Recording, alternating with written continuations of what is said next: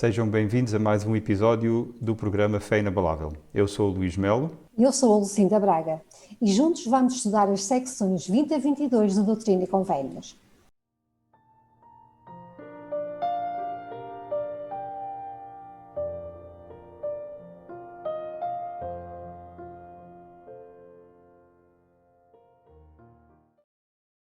Recordamos que, apesar de tentarmos estar sempre em harmonia com as doutrinas oficiais da Igreja de Jesus Cristo dos Santos Últimos Dias, as opiniões expressas neste programa são pessoais e não vinculativas.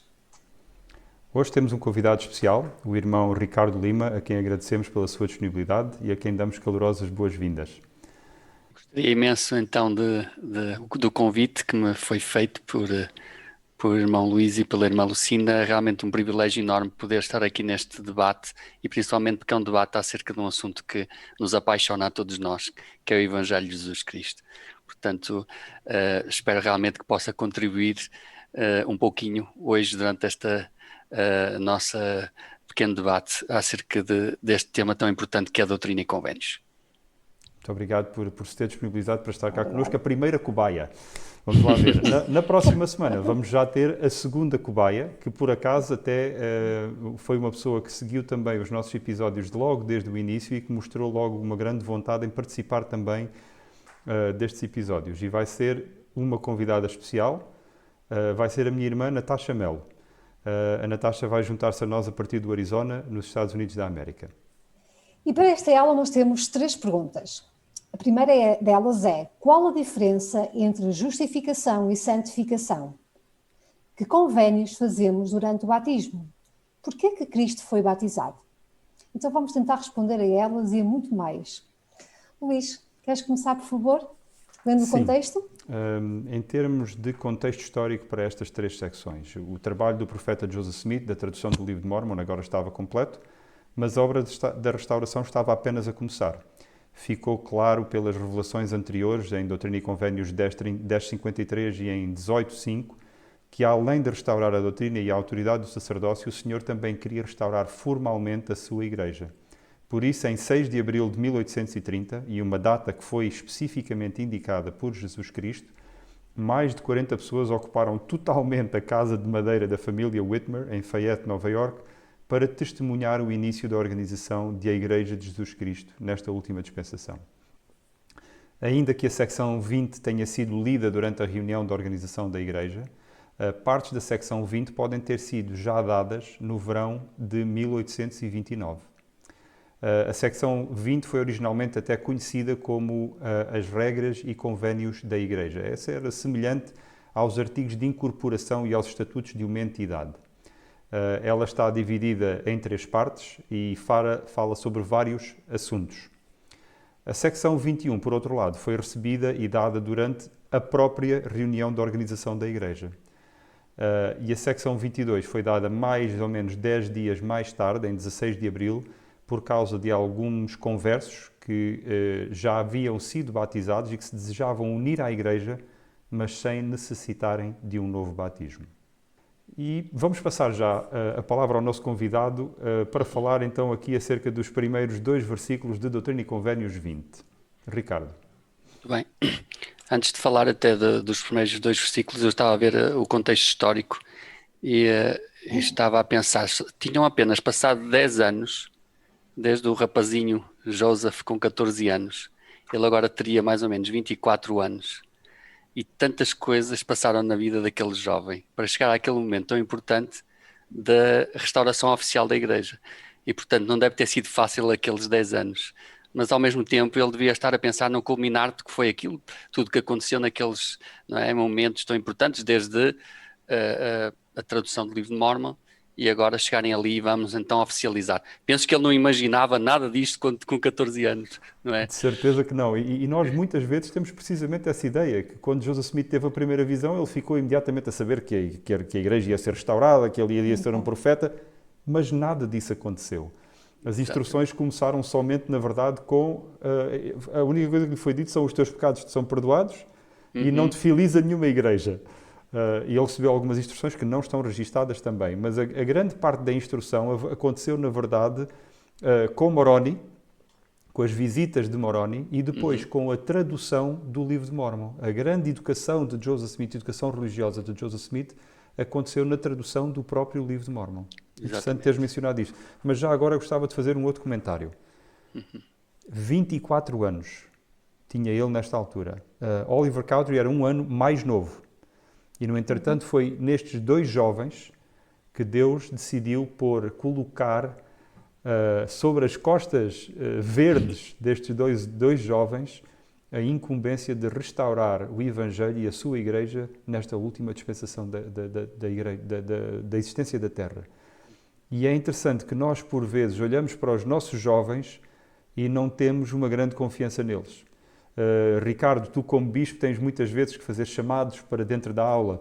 Eu, como presidente do distrito, tenho que fazer chamados sobre quem é que vai liderar esta parte do distrito, sobre quem é que vamos chamar para ser um bispo, quem é que vamos chamar e assim por diante.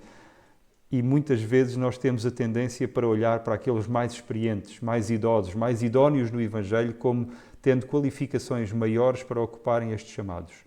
No entretanto, o Senhor aqui não foi buscar os mais velhos, aqueles que já estavam endurecidos pela maneira do mundo, mas foi buscar estes ramos verdes que ele podia moldar à sua maneira e ajudá-los a crescer direitos como ele entendia. Sem dúvida. E se calhar isto tem a ver depois com os dois primeiros versículos que nos falam, não é, no surgimento da igreja, através destes dois jovens, sendo o ano 1830, depois da vinda do Senhor, não é? Tendo a igreja sido devidamente organizada e estabelecida em conformidade com as leis do nosso país, pela vontade e mandamentos de Deus, no 4º mês e no 6º dia do mês que é chamado Abril. Mandamentos esses dados a Joseph Smith Jr., que foi chamado por Deus e ordenado apóstolo de Jesus Cristo para ser o primeiro elder desta igreja. O que é que nos traz isto? Traz-nos se fosse à maneira dos homens, estaríamos a falar de uma democracia.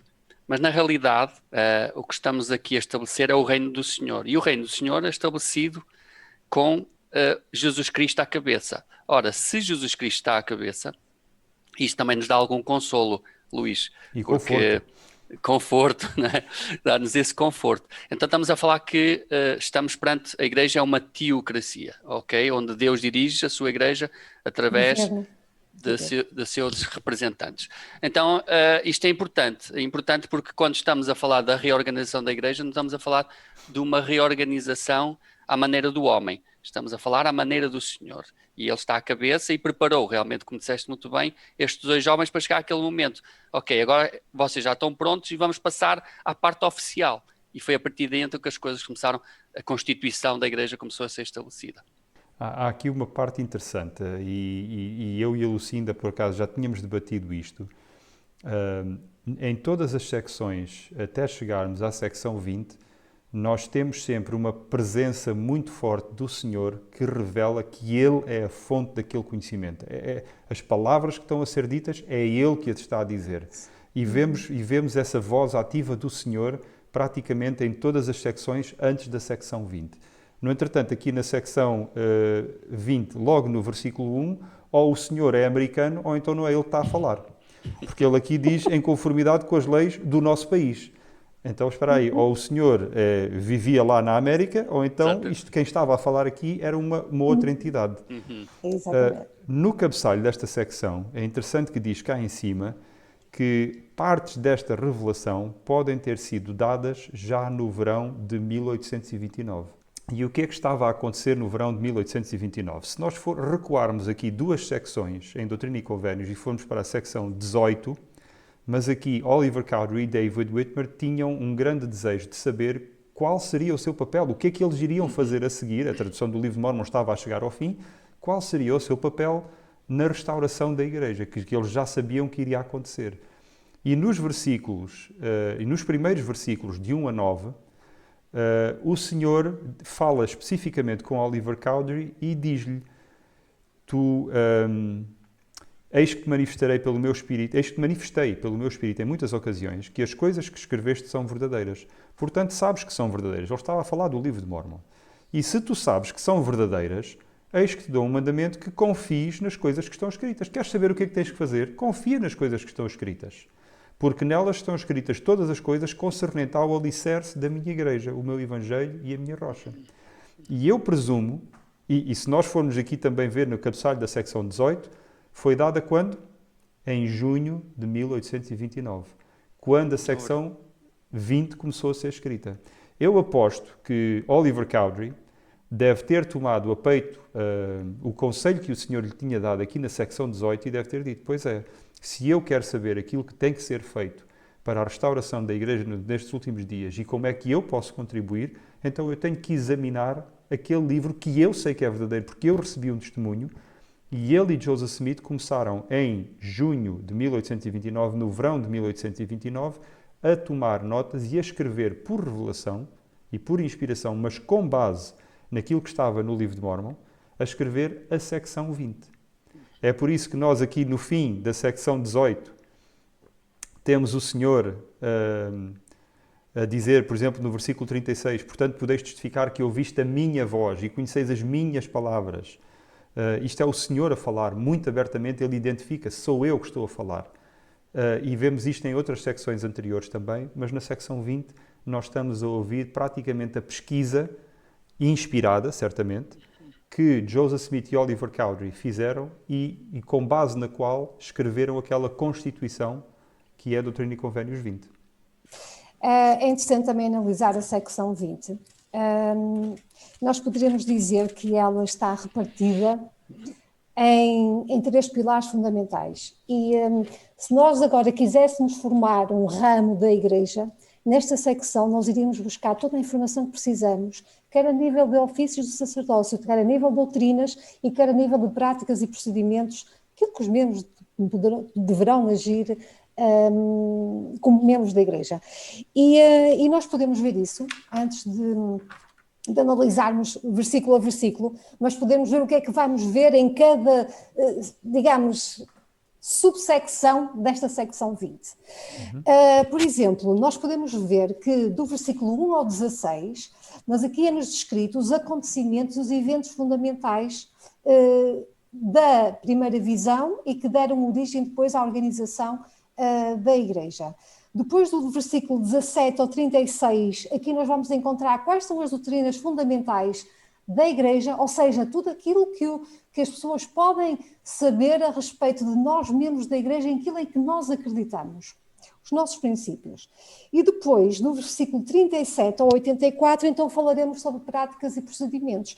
E aí então já iremos falar sobre o batismo, os ofícios do sacerdócio, e sacramento, a bênção de crianças. Então, tudo aquilo que nós precisamos saber em relação à organização da Igreja, neste momento, em 1830, era só isto que eles precisavam para arrancar. E como tu disseste bem, Oliver Cowdery teve que ir ao livro de Mormon buscar toda a informação que ele precisava e só para aquela altura, porque nós sabemos que depois, posteriormente, foram reveladas outras doutrinas e outros princípios. E continuam a ser reveladas hoje em dia. E continuam a ser reveladas, exatamente. Esta é uma igreja viva. Agora, há aqui uma coisa muito interessante. Depois do versículo 5, ainda nesta primeira subsecção da secção 20, falando sobre os eventos, os acontecimentos, nós sabemos que a primeira visão ocorreu em 1820. Só em 1832 é que Joseph Smith fez um relato em primeira mão do que aconteceu na sua primeira visão. E muitas pessoas questionavam-se porque é que passaram tantos anos e ele nunca escreveu nada a respeito deste assunto. Mas, na realidade, aqui, secção 20 já está a falar relatos parciais dessa primeira visão. E, por exemplo, nós podemos ver no versículo 5, está a dizer que depois de haver sido verdadeiramente manifestado a este primeiro elder, que ele recebera a remissão de seus pecados, e ele outra vez se emaranhou nas variadas do mundo. Nós já sabemos, quando aconteceu a primeira visão, uma das coisas que o Senhor disse a Joseph Smith é: Joseph, os seus pecados são perdoados. Não é? E sabemos que depois, entre a primeira visão e o aparecimento do anjo Moroni, que decorreram 3 anos, Joseph Smith não cometeu grandes pecados, como ele pensa, como ele às vezes quer. Podemos pensar que ele foi leviano ou que foi, sei lá, cometeu coisas graves. transgressões graves, mas não foi bom. Era jovem, tinha 14 anos, estava na adolescência, não é? E aqui está a dizer que ele levou-se, emaranhou-se nas vaidades do mundo. Depois aqui, no versículo 6, diz que ele arrependeu-se, que se humilhou, e Deus abençoou por meio de um santo anjo. Aqui está a falar do aparecimento do anjo Moroni. Que apareceu como um relâmpago. Nós já sabemos a descrição que Joseph Smith fez acerca do anjo Moroni. Depois aqui também disse-lhe que ele deu-lhes mandamentos e deu-lhe poder do alto e meios que havia antes sido preparados para o livro de Mormon. Aqui está a falar do Urim e do Tumim. São os meios pelos quais Joseph Smith utilizou para fazer a tradução. E depois também aqui... E aqui está a dizer no versículo 10, o qual foi dado por inspiração e é conferido a outros pelo ministério de anjos, sendo por eles proclamado ao mundo. E está a falar sobre as 3 testemunhas do livro de Mormon, que eles também viram anjos, não é? Então, embora não esteja aqui detalhado todo o processo, todo o evento da primeira visão, mas estão aqui já muitos sinais, muitos indícios de que a primeira visão ocorreu, Joseph Smith foi o protagonista da primeira visão e que o Senhor foi ele que chamou Joseph Smith como profeta desta última dispensação. A irmã Lucinda estava aqui a fazer uma ligação ao seminário. Joseph Smith tem a primeira visão aos 14 anos e depois é preparado com as visitas do anjo Moroni, ou seja, os professores de seminário, a dar-lhe as lições até ele ter completado os 3, 4 anos até receber depois o início. Ou seja, quase parecia os anos do seminário, da preparação que ele teve, não é? Para poder. Faz-me também pensar noutra coisa. Estamos a falar de pessoas. O único perfeito foi Jesus Cristo. Óbvio. E embora Joseph Smith tenha sido um homem extraordinário, era com certeza sujeito, como qualquer um de nós, às pressões e aos pecados do mundo. Mas ele usufruiu da expiação e do poder do arrependimento. E acho que este detalhe que vem aí, dizendo, olha, ele errou, eu sei que ele errou, mas mesmo assim, ele é o meu escolhido para ser o profeta da restauração. Então, ou seja, de alguma forma dá para perceber, é um homem também, como qualquer um de nós, mas escolhido pelo Senhor para fazer esta obra fantástica. Portanto, acho que estes versículos levam-nos também a essa vulnerabilidade que é ser um homem e que é ser um profeta também. E aplica-se perfeitamente aos nossos próprios chamados. Muitas vezes pensamos, como é que me chamaram a mim? Ou como é que chamaram o outro para ser? Ele que é um homem que tanto falha, mais que tanto erra, ou esta mulher, E, no entretanto, o Senhor aqui não chamou aquele que era mais apto, ele sabia perfeitamente, e ele testificou disso ao Oliver Cowdery. Ele testificou, eu sei que é este homem, eu chamei-o para um propósito que é conhecido de mim, eu sei porque é que o chamei. Portanto, o Senhor sabe porque é que nos chamou a cada um de nós. Quando nós recebemos um chamado, temos que ter confiança que este chamado provém dele e que ele sabe algo acerca de nós que se calhar nós ainda não sabemos. E ele tem confiança em nós. Apesar dos nossos erros, apesar das nossas muitas falhas, apesar das nossas limitações, ele tem confiança em nós. Podemos passar já, então, para Doutrina e Convênios 20, 29 a 31. Acho que é importante dizer já, irmãos, que eu tenho uma visão muito peculiar acerca destes versículos e acerca destes 2 conceitos sobre os quais vamos ler. E eu gostava de ler na íntegra. E diz assim: E sabemos que todos os homens precisam de se arrepender e crer no nome de Jesus Cristo e adorar ao Pai em seu nome e perseverar com fé no seu nome até ao fim. Do contrário, não podem ser salvos no reino de Deus. E sabemos que a justificação pela graça do nosso Senhor e Salvador Jesus Cristo é justa e verdadeira. E sabemos também que a santificação pela graça do nosso Senhor e Salvador Jesus Cristo é justa e verdadeira. Para todos os que amam e servem a Deus com todo o seu poder, mente e força. É engraçado que aqui está a apresentar 2 conceitos diferentes, mas que diz que ambos, e utilizam exatamente as mesmas palavras, pela graça de nosso Senhor e Salvador Jesus Cristo, é justa e verdadeira. Portanto, tanto no versículo 30 como no versículo 31, diz que a justificação e a santificação estão dependentes da graça do nosso Salvador Jesus Cristo. Eu, quando li isto há uns tempos atrás, pela primeira vez e seguindo, e eu tenho isso por hábito, e é um dos princípios que me ajuda a mim a meditar e que me ajuda a receber revelação pessoal.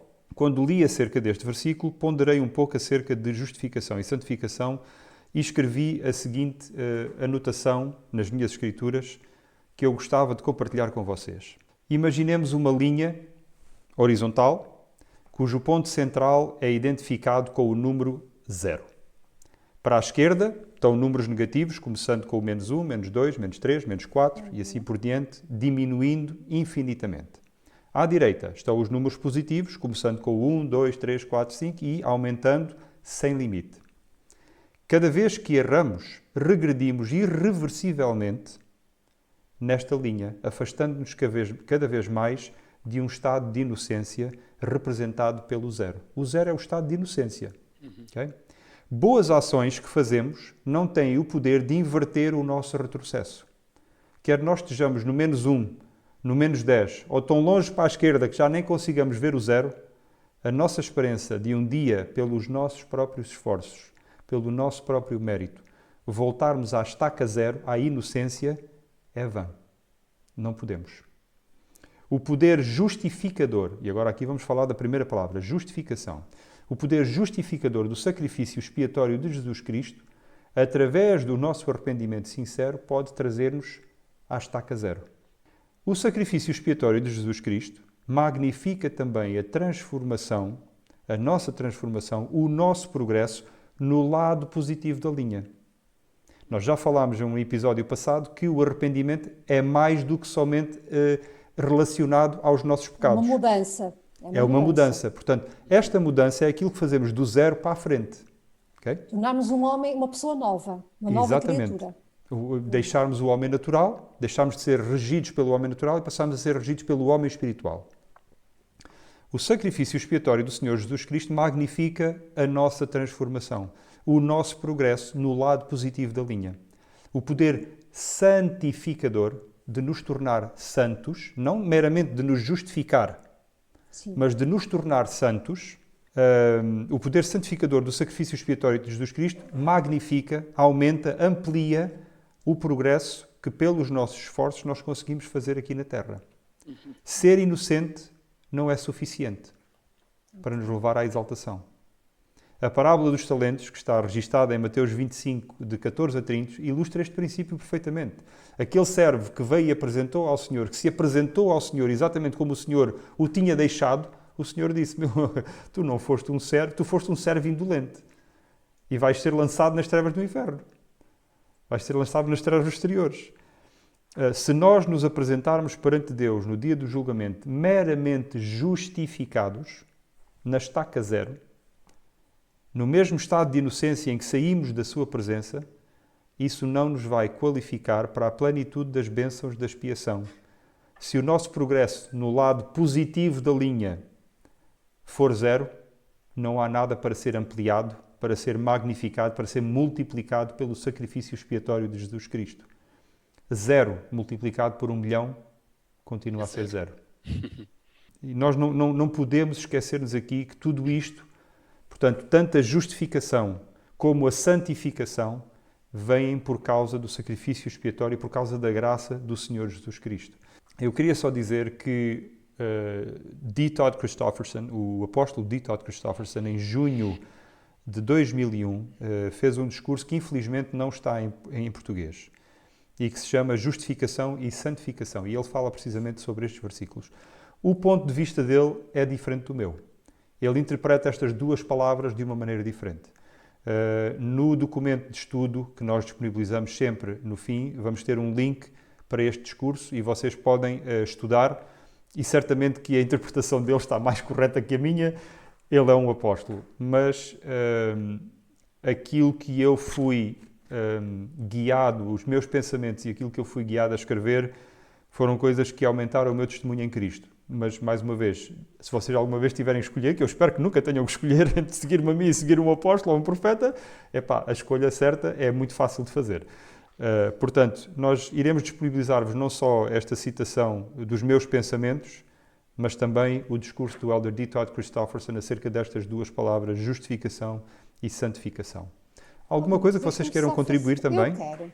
É assim, aquilo que eu também andei a ler sobre a justificação e a santificação não é que esteja muito diferente daquilo que tu disseste. Deixa-me ver se eu também percebi aquilo que tu disseste. Ou seja, nós ao longo da nossa vida nós cometemos erros, algumas transgressões. E por poder capacitador de Cristo, pela sua expiação, nós somos perdoados. Okay? Por exemplo, nós, quando renovamos os convénios de batismo através do sacramento ao domingo, nós estamos a fazer uma nova renovação, quer das bênçãos, uma renovação também, uma renovação espiritual. Então significa que nós, diariamente, quando pedimos perdão, nós acabamos por ser perdoados, entre aspas. Mas isso não é o suficiente para que um dia possamos entrar na presença do Senhor, porque para entrarmos na presença do Senhor precisamos de nos tornar como eles.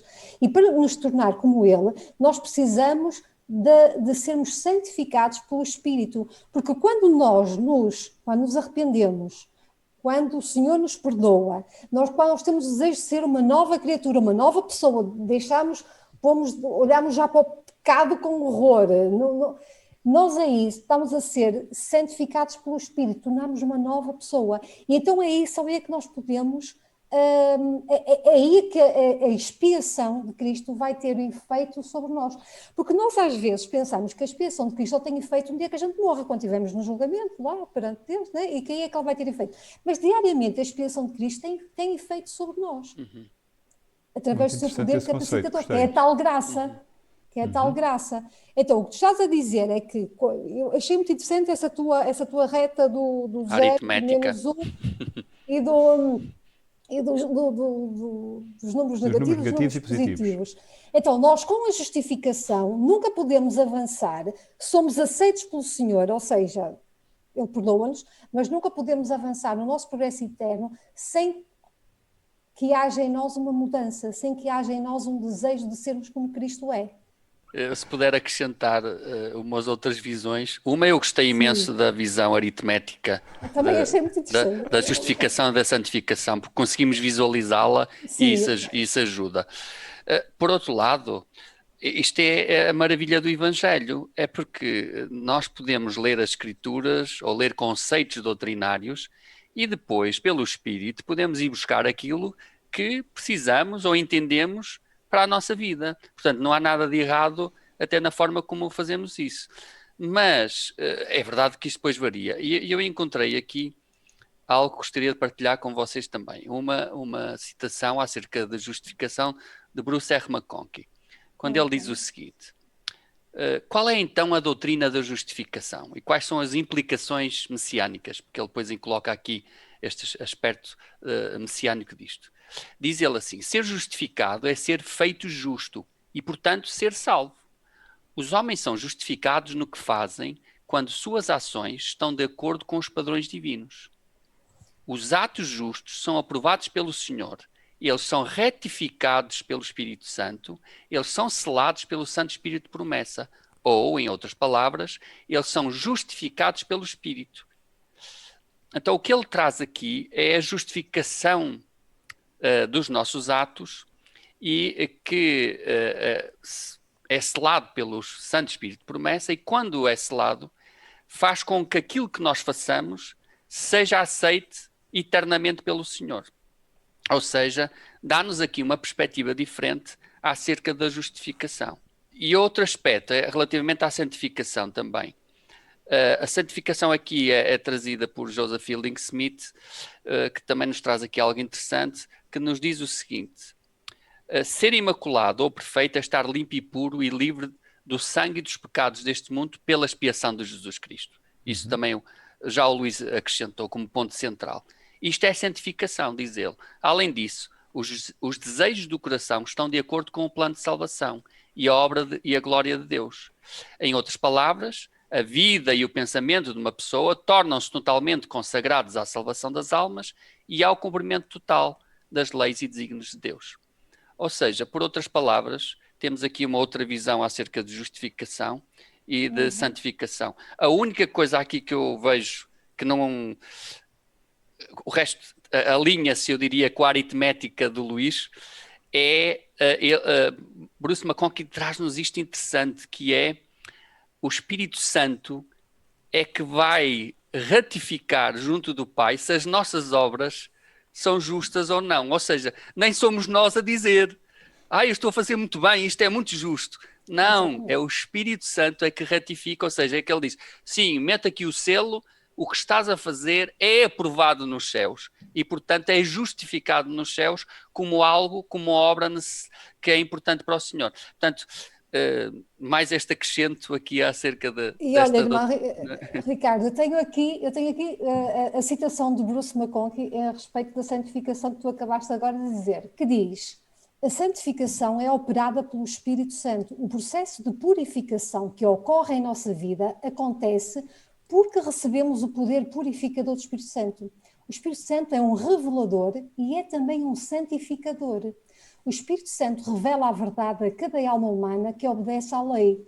A obediência qualifica-nos a conhecer a verdade. Então o Espírito Santo santifica-nos para que nos tornemos limpos e sem mancha, eventualmente qualificados a viver onde Deus e Cristo habitam. Faz sentido. E acrescenta mais luz e conhecimento. É É verdade. verdade. O Espírito é verdade. Santo é o santificador. É ele, como tu disseste, vai lá pôr como é que Ele tu é o falaste? selo. Limbo. O selo. É o O selo, selo, o selo, o selo. selo. Exatamente. O Santo Exatamente. Espírito da promessa que nos Nessa. sela, que sela o nosso cumprimento e o nosso progresso, é o Espírito Santo. O Santo Espírito da promessa é o Espírito Santo.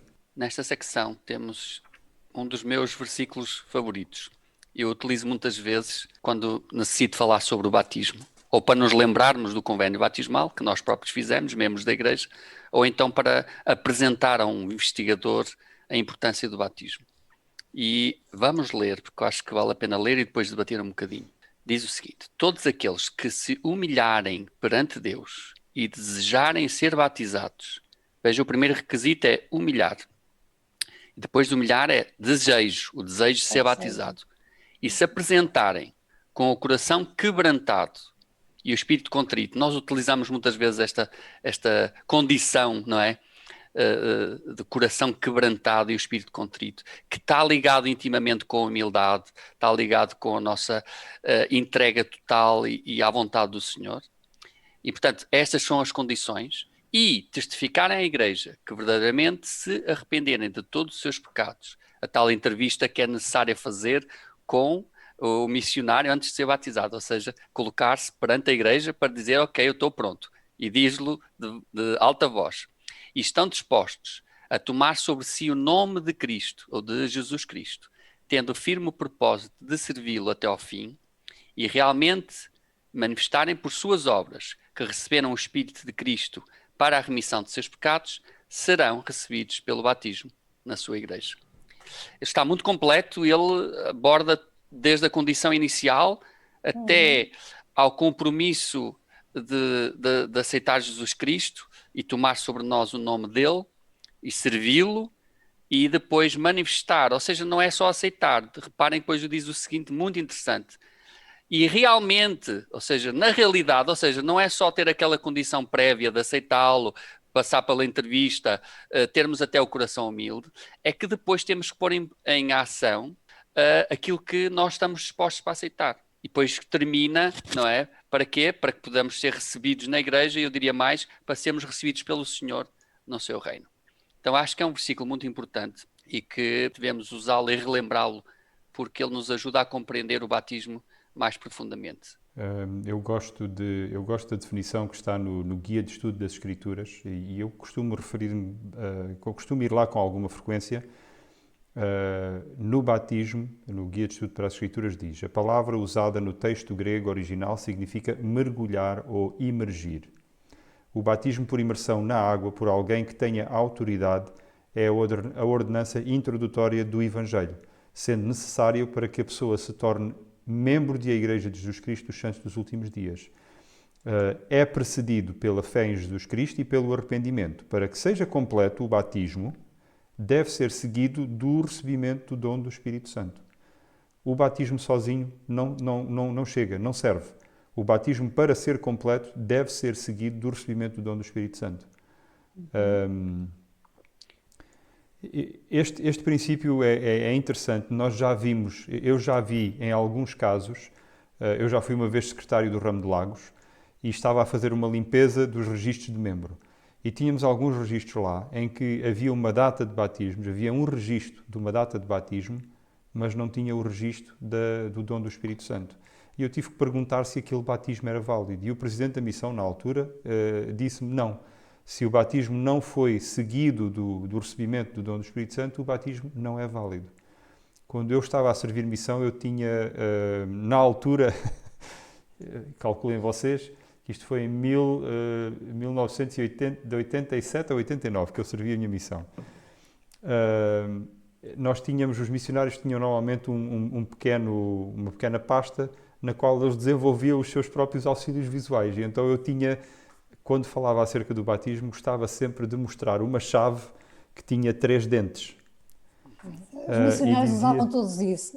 Usavam todos, aí eu pensava que era original e afinal... Não. E então eu explicava que o primeiro dentro da chave era a idade, para nós podermos fazer um compromisso. O segundo dentro da chave era a imersão e o terceiro dentro da chave era a autoridade.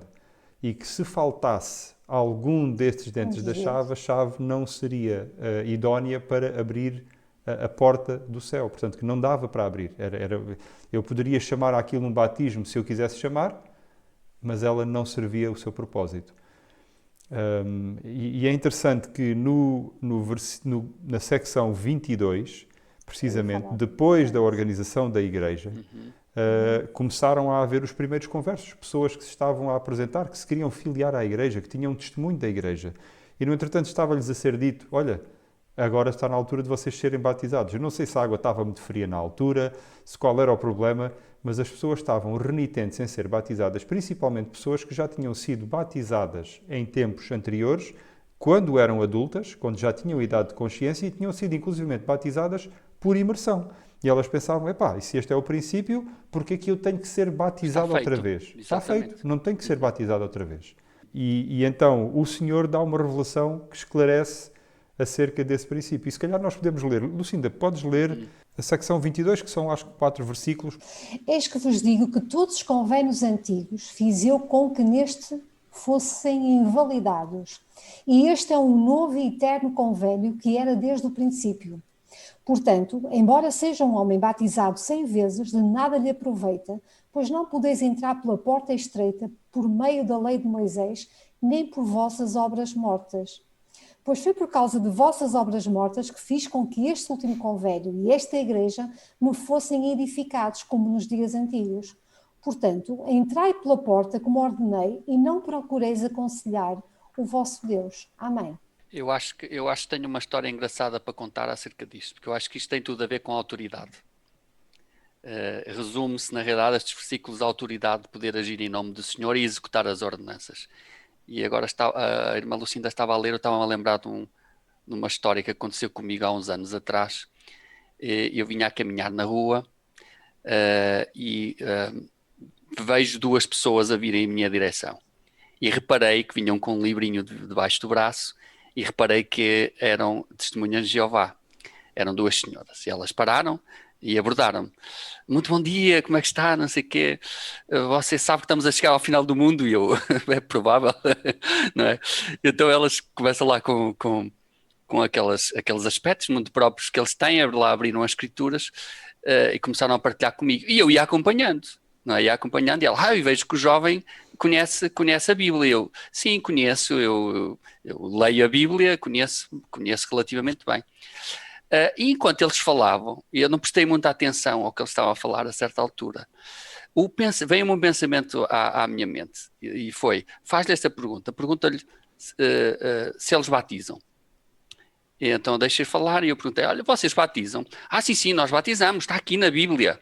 Lá foram encontrar uns versículos sobre o batismo. Está aqui, olha, está aqui mesmo em João ou em Mateus, está aqui.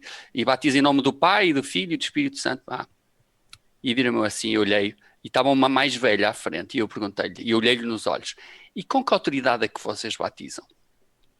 E ela, estava uma mais nova à frente, e a mais velha atrás. E quando eu fiz essa pergunta, a mais nova recuou para receber apoio da mais velha. E ela, a autoridade está aqui na Bíblia, diz aqui que... E eu acompanhei aquele raciocínio e viram-me assim, Então, qualquer pessoa que lê a Bíblia passa a ter autoridade. E ela, não, então como é que vocês, quem é que tem autoridade lá na vossa igreja? Não, a autoridade é o ancião, mas está aqui na Bíblia, e torna a insistir. E ela lê lá um versículo qualquer, já não me recordo, está aqui, está a ver que está aqui. E eu, dá-me licença, peguei-lhe as escrituras, li o versículo e olhei-lhe nos olhos novamente. Então passei a ter autoridade.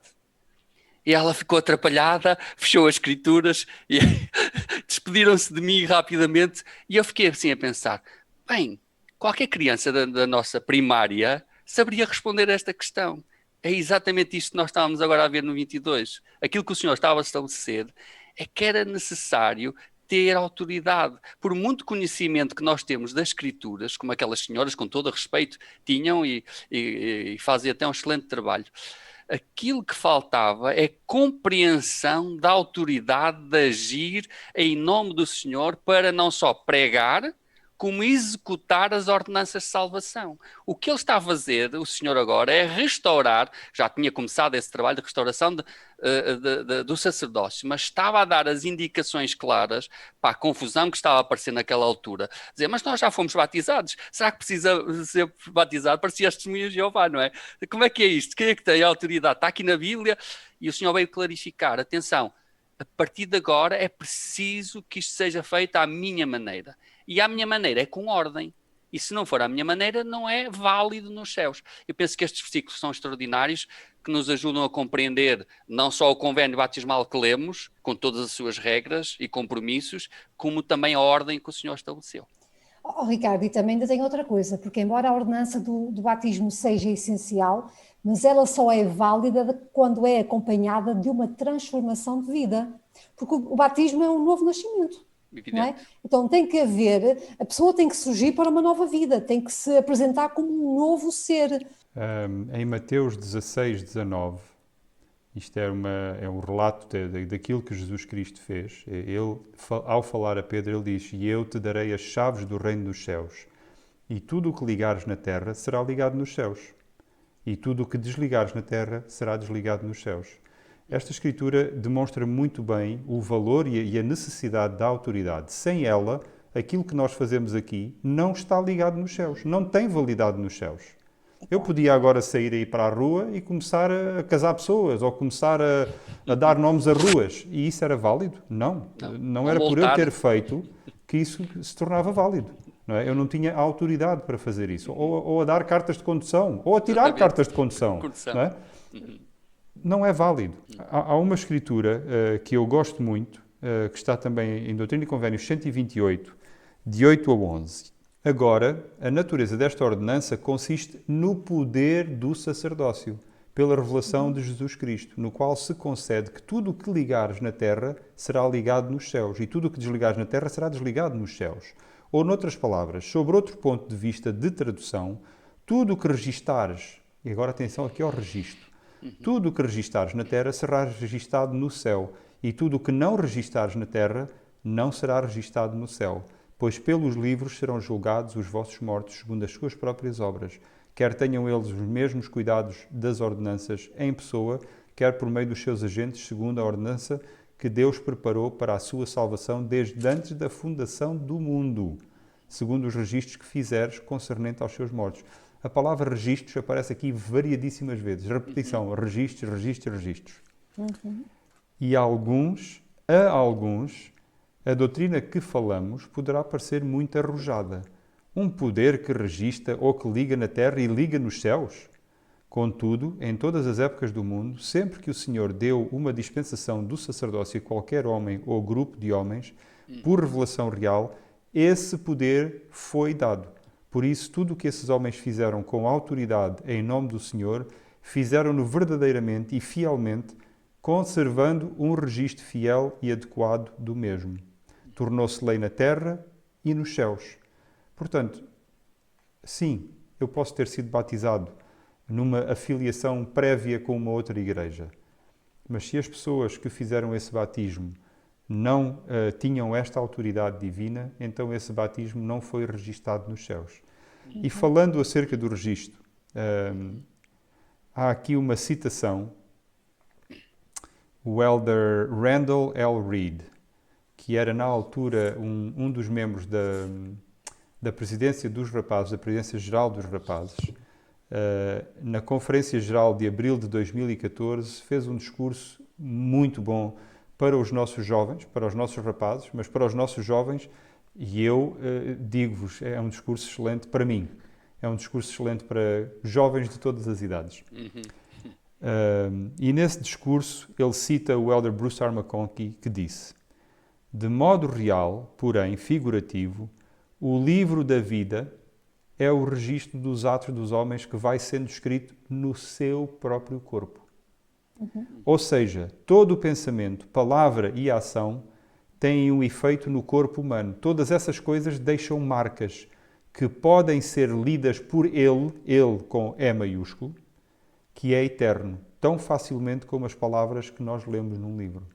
Portanto, este registro que é feito, é assim feito certamente nos registros da Igreja, e nós temos registros bastante extensos sobre todas as ordenanças que são feitas, mas estes registros são também feitos em nós próprios. E aquele, leia-se o Salvador, consegue ler esses registros tão corretamente e tão facilmente como nós lemos um livro.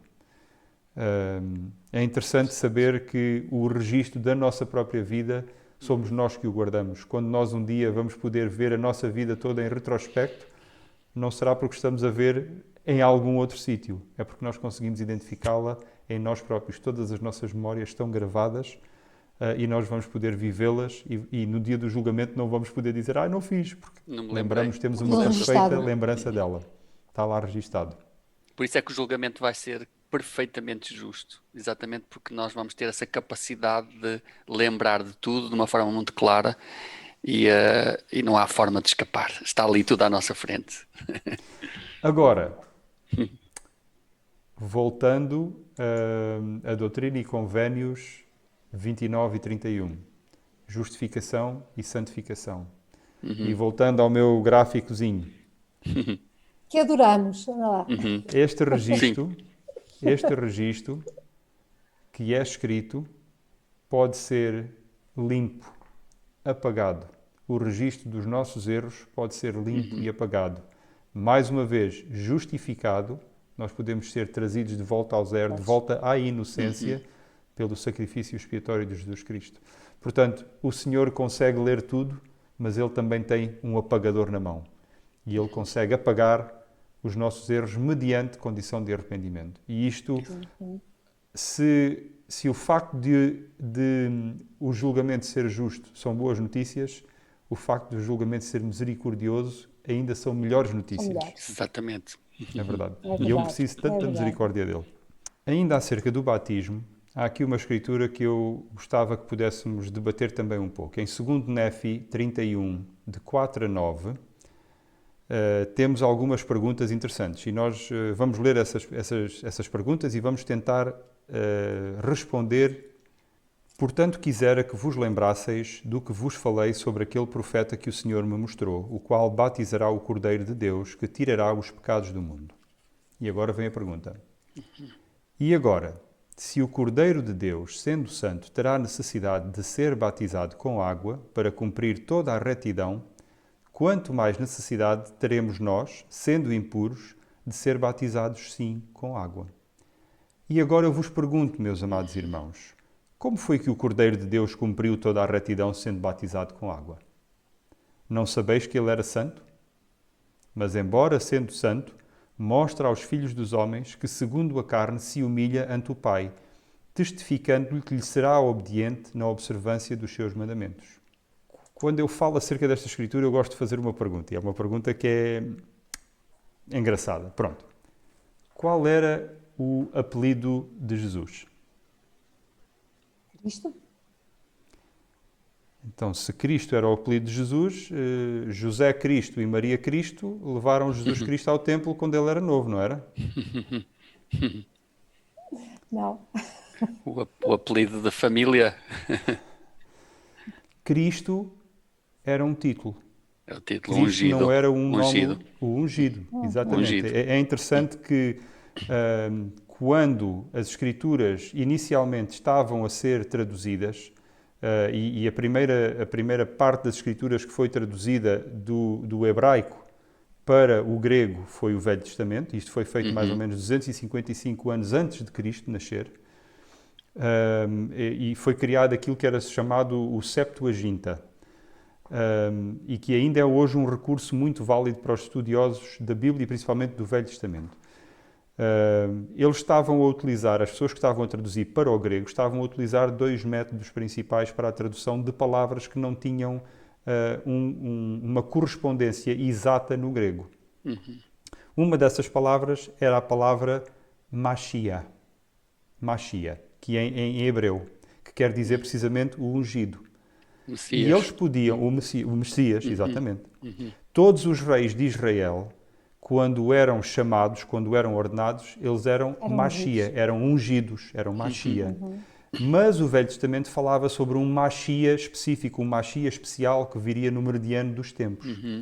Quando esta palavra foi traduzida do hebraico para o grego, o que aconteceu é que eles não traduziram, não fizeram uma transliteração, portanto, não transliteraram o som, o que teria dado como, por exemplo, Messias. Mas o que eles fizeram, eles traduziram o conceito de ungir. E em grego, o conceito de ungir tem a palavra Christos, é a palavra. Então, Jesus Christos quer dizer Jesus o ungido, o Jesus o Messias, não é?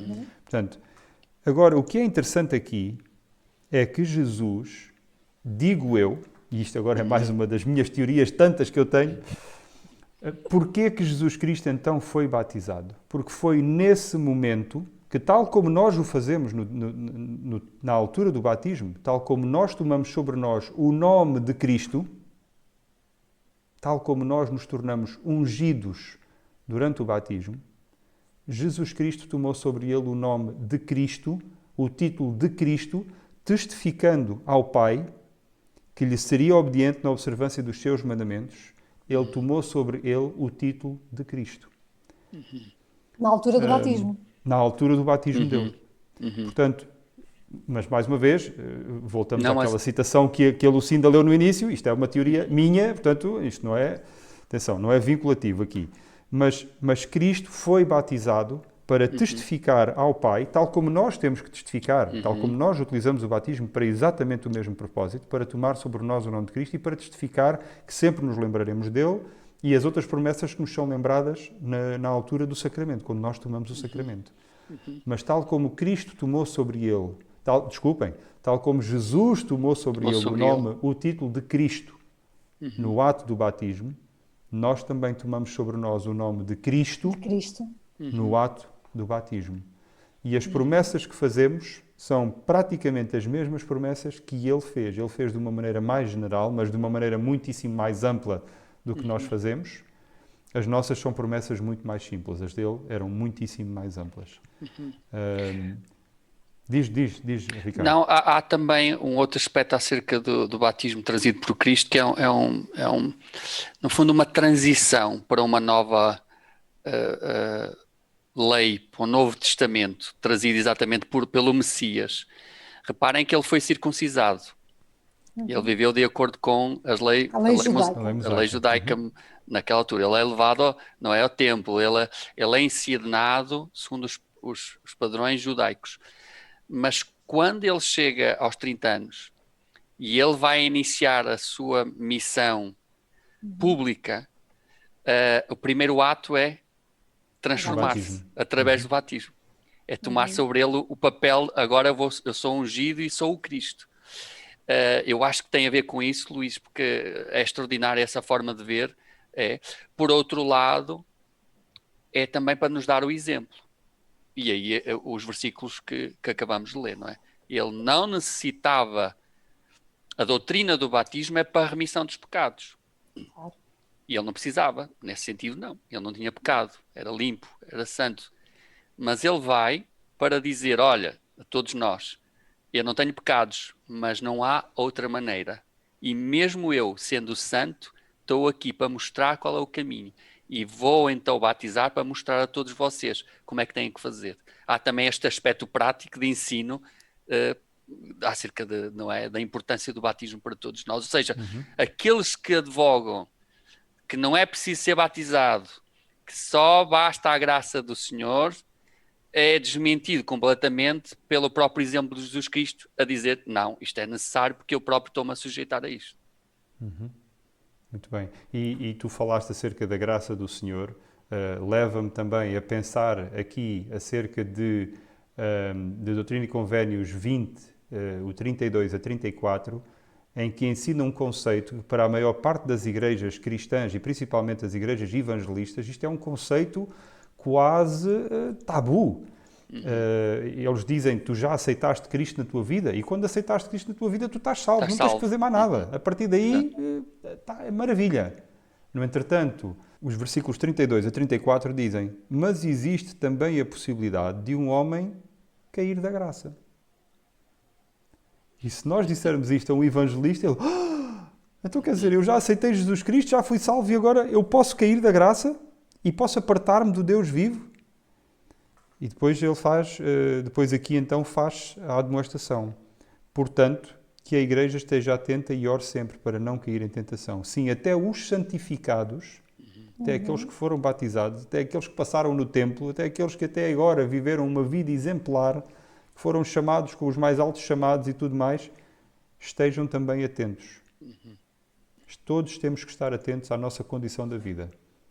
Então, seguindo agora um bocadinho mais para a frente nesta secção, encontramos aqui nos versículos 61 e 62 outros aspectos importantes para a organização da igreja. E diz assim, eu vou ler.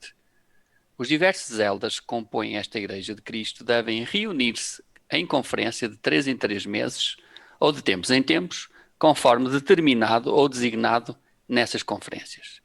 E essas conferências devem tratar qualquer assunto da igreja que necessite ser tratado na ocasião. É importante que o Senhor estabeleça, nesta altura também, a importância deles reunirem-se como igreja, não é? E para nós, hoje em dia, isto torna-se fundamental, apesar da pandemia, não é? Que nos leva agora a estar assim, à distância, mas continuamos a reunir. Mesmo a Conferência Geral, que vamos ter agora em abril, vai ser à distância, mas continua a ter o mesmo princípio.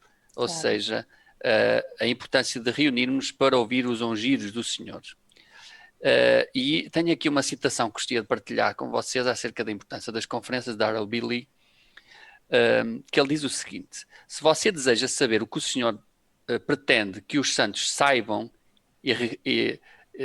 acerca da sua orientação e direção nos próximos 6 meses, obtenha uma cópia dos procedimentos desta conferência. Ele estava numa conferência e estava a dizer isto aos santos.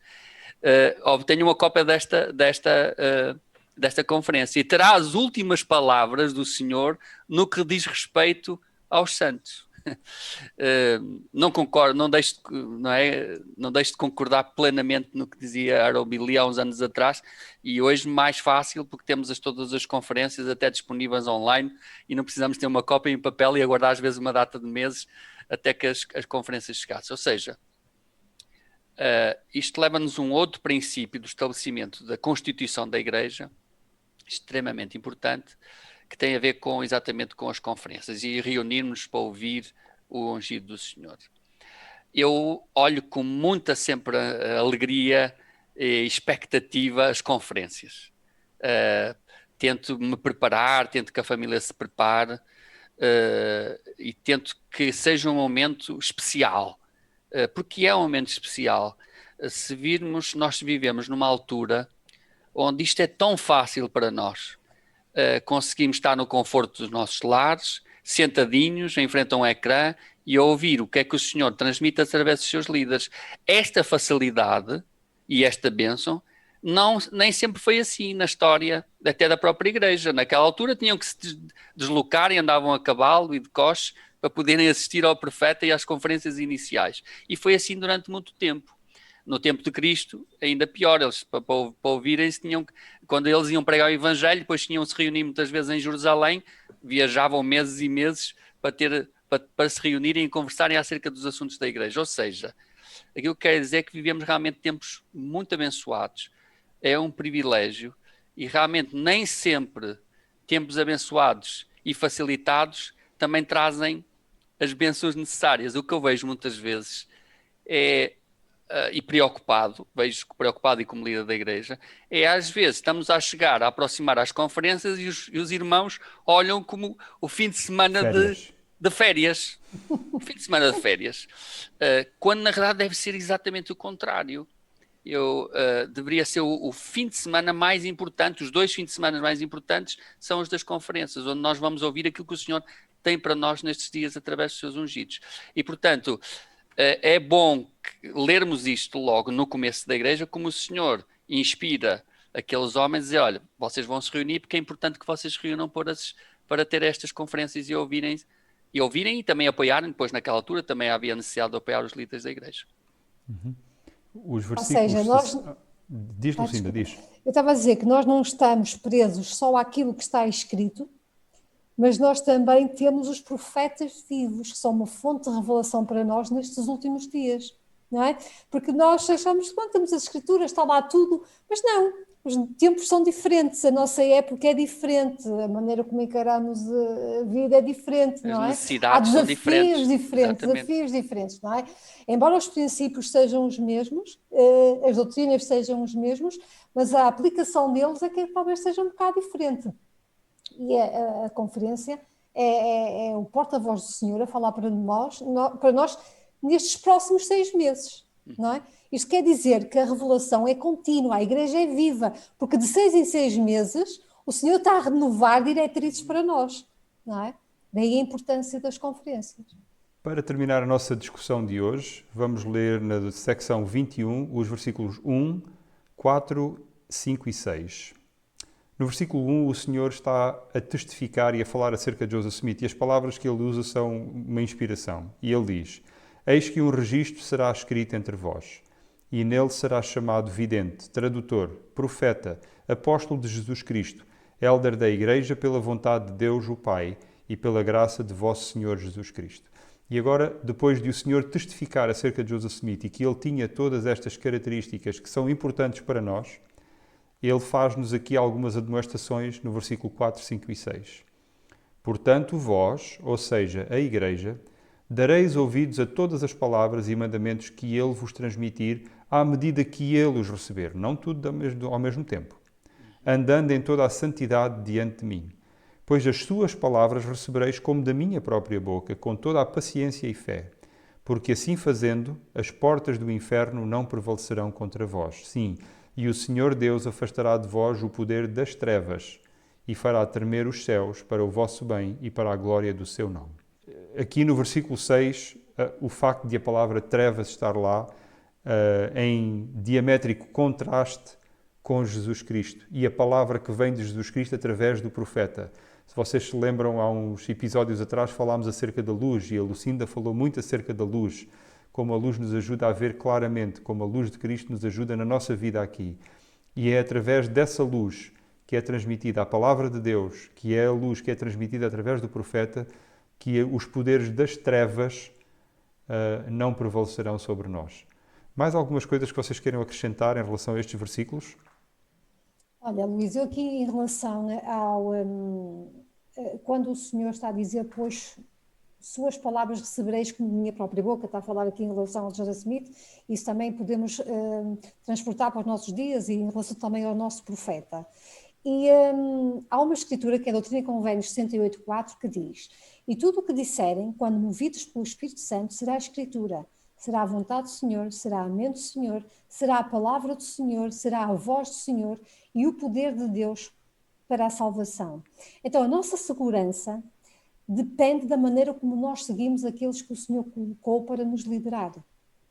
E muitas vezes, e o Senhor não faz as coisas por acaso, mas há coisas que vai exigir de nós muita fé e paciência. Porquê? Porque muitas vezes aquilo que o profeta está a dizer para nós não nos é nada conveniente. Pode ir contra aquilo, algumas ideias que nós temos, pode ir contra, sei lá, os nossos ideais políticos, por exemplo, pode ir contra a nossa maneira de estar na sociedade. Então, muitas vezes o profeta é um tipo de persona não grata, não é? Às vezes diz-nos coisas que nos incomodam um bocadinho, mas na realidade o Senhor aqui diz, se nós tivermos fé e paciência, se dermos ouvidos à sua voz, que é a voz do Senhor, então nós podemos andar em segurança e o poder das trevas não irão, como aqui diz, o poder das trevas, Não Será prevalecer, não é? afastado de nós. as portas do inferno não prevalecerão contra nós.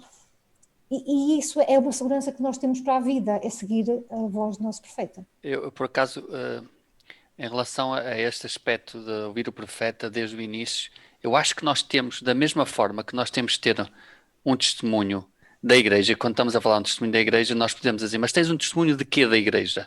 Ah, eu tenho um testemunho do livro Mormon. Ah, maravilha. Tenho um testemunho de Joseph Smith. Ah, maravilha. Mas também devemos ter um testemunho do profeta atual. Porquê é que eu estou a dizer isso? Porque isto vai de encontro àquilo que a irmã Lucinda estava a falar. O profeta vai dizer algumas coisas que nós não gostamos. Ainda bem, ele não é político.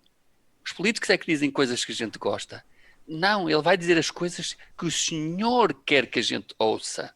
E às vezes são coisas que a gente não gosta, mas ainda bem, porque é esse incómodo, é essa instabilidade que vai criar nas pessoas que nos faz mover. Ou aceitamos ou não. E se tenho dúvidas, então é a altura de me ajoelhar e perceber se temos um profeta vivo ou não.